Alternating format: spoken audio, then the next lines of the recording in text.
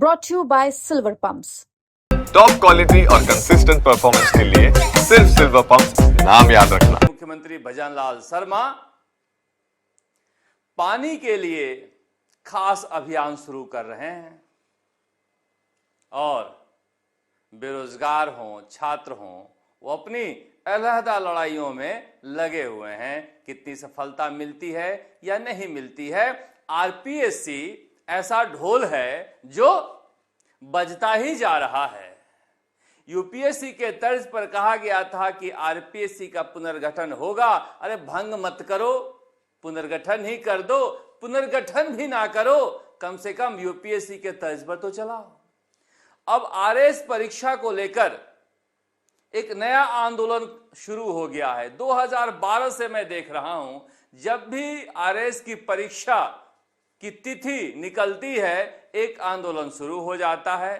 क्या भांग पीकर सोया रहता है राजस्थान लोक सेवा आयोग, जिसे पता ही नहीं रहता है कि डेट कब रखनी है। अब आरएस की परीक्षा, इसकी पहले वाली खत्म हुई नहीं, रिजल्ट आया नहीं और दूसरा लेने बैठ गए।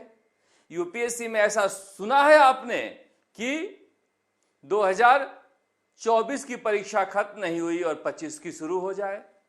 मगर राजस्थान लोक सेवा आयोग, मुझे लग रहा है कि देश का अलबेला संस्थान है, जिस पर कोई फर्क नहीं पड़ता। आप कुछ भी कह लीजिए, इतनी मोटी चमड़ी हो गई है पिछले 22 सालों में, 23 सालों में, कि कुछ भी फर्क नहीं पड़ता कि इसे लेकर या इनको लेकर क्या क्या कहा जा रहा है।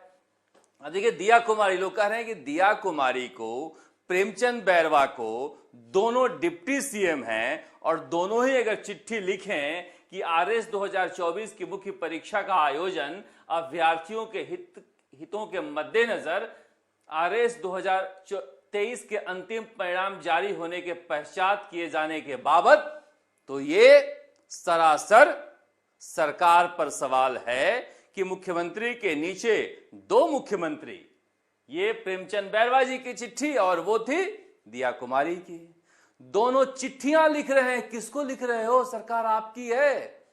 सचिन पायलट क्यों बन रहे हो, जो आरपीएससी के भंग करने के लिए अजमेर से जयपुर तक की पदयात्रा किए थे? आप तो सरकार में हो और सचिन पायलट तो विद्रोही थे अपने सरकार में। तो क्या आप सत्ता के साथ हो या विद्रोही हो गए हो? अब इनकी भी सरकार सुनेगी या नहीं सुनेगी, ये सरकार में है या नहीं है, कुछ भी समझ में नहीं आता। आधी हकीकत आधा फसाना है।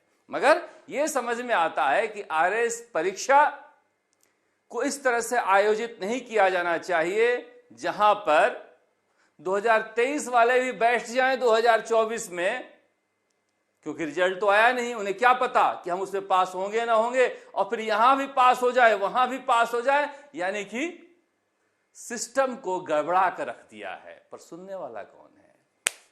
अब देखिए, मैं क्यों कहता हूं, राजस्थान लोक सेवा आयोग की इतिश्री कथा अनंत कथा है, खत्म ही नहीं होती। राजस्थान लोक सेवा आयोग से पूछा गया है कि परीक्षा कब रद्द होनी चाहिए। जवाब में, सूचना के अधिकार के जवाब में, राजस्थान लोक सेवा आयोग ने कहा है कि परीक्षा आयोजित होने से पूर्व पेपर लीक होने की स्थिति में आयोग द्वारा परीक्षा रद्द की जाती है। मगर यह बात राजस्थान लोक सेवा आयोग सूचना के अधिकार के तहत जवाब में कह रहा है, सरकार को नहीं कह रहा है या फिर जनता से नहीं कह रहा है।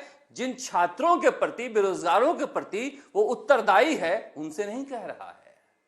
तूती की आवाजें न जाने कितनी नकारखाने में गूंज रही है, मगर सुने कौन?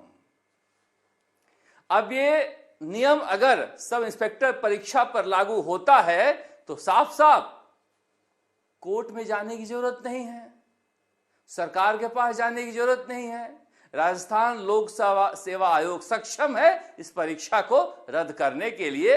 और पिछली मीटिंग में तो इनके लोगों को भी बुलाया गया था। पता नहीं सूचना का अधिकार वाला पेपर लेकर आए थे या नहीं आए थे। जोगाराम पटेल और गजेंद्र सिंह खीमसर, बाबूलाल खराड़ी और जवाहर सिंह बेढ़म, को ये दिया या नहीं दिया पता नहीं।